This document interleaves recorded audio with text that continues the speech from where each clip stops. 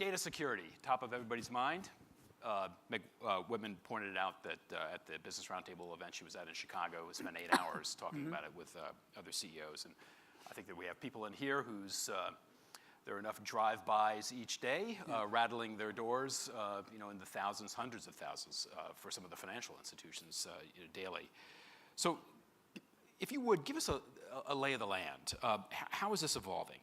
What part of it is still kind of the mischievous hacker in his or her garage? What part of it's crime? What part of it's state organizations? What part of it is Chinese companies trying to make their quarterly revenue numbers? Give us a sense of how this plays out. Well, you talk about lay of the land, and I come from the world of the fiscal cliff, so I'm trying to decide how should I describe the topography. I wouldn't say it's a cliff. I would say it's a steep downward slope. Not so much because we're not doing some things, but because the adversary is picking up the pace. Broadly speaking, there are 4 kinds of things we worry about. One, which I think most people are familiar with, is cybercrime, fraud, things of that sort, identity impersonation. And while the scale of that in the cyber arena is greater than we see in the physical arena, in many ways it's a variation on the thing we've dealt with since time immemorial. But there are 3 other areas which I think are relatively new. One has to do with intellectual property theft. As you point out, there are nation states that view their intelligence agencies and networks as extensions of their commercial establishments. We don't do that in the United States, and countries like England don't do that, but other countries do that. And it's been estimated that billions of dollars of intellectual property are flowing out of the United States into other countries based on theft, much of it occurring using cyber means, some of it being physical means. So we had a poll, I'm sorry to interrupt, just before you got here, where 15% of the CIOs in this room said that if they'd been hacked, that they had determined that intellectual property had been stolen. 15%. The other 85% said no, but it was rightly pointed out they don't really know. Well, that's right. People often say there are 2 types of enterprises, those that have been hacked and those that don't know they've been hacked. Yeah.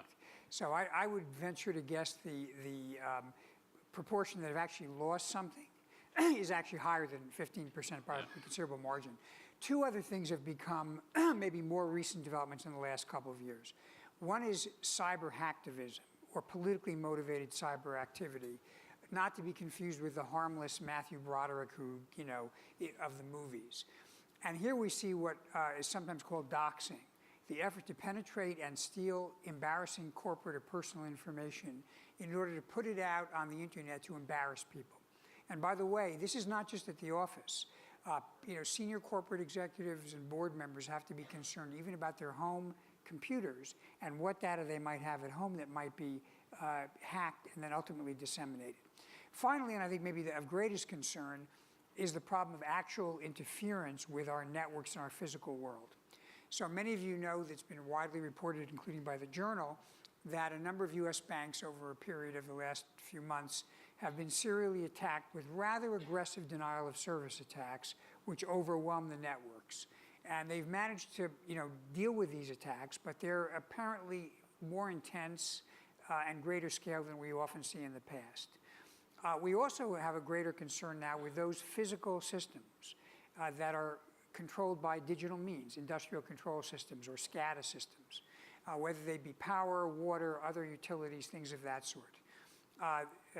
Leon Panetta, the defense secretary, in a speech last year, revealed that in Saudi Arabia, Aramco, the oil company, had been the subject of a significant attack that destroyed 30,000 computers. It was a similar attack on a natural gas company in Qatar.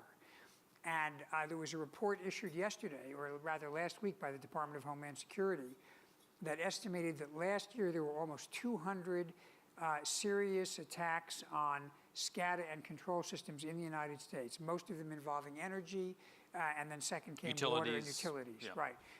And what happens is what we see in the evidence is that people have entered, they've scoped out, or they've done reconnaissance in the system. Sometimes they may have left a tool in the system. And the reason that they do that, we have to be concerned about, is that they're looking for vulnerabilities they could exploit to actually attack or take down our electricity, our water, our transportation, or anything that relies on industrial control systems.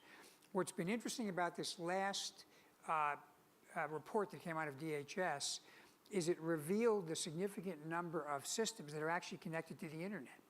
And, we often teach people that these ought to be standalone.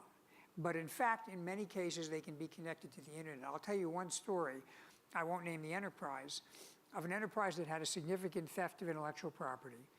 When they looked to see how that had occurred, they discovered that there was a remote connection to a thermostat in an outbuilding. And that remote connection turned out to be the vulnerable node through which the adversary entered into the network and was able to get the intellectual property. Fast forward, we're talking about a smart grid. Imagine now we are hooking up millions of nodes to an electric grid that's all going to be computerized, digitized, and on a network. And imagine what that means in terms of ability to capture information, as well as to potentially interfere with or disable some of our critical systems. A lot of entry points, potentially.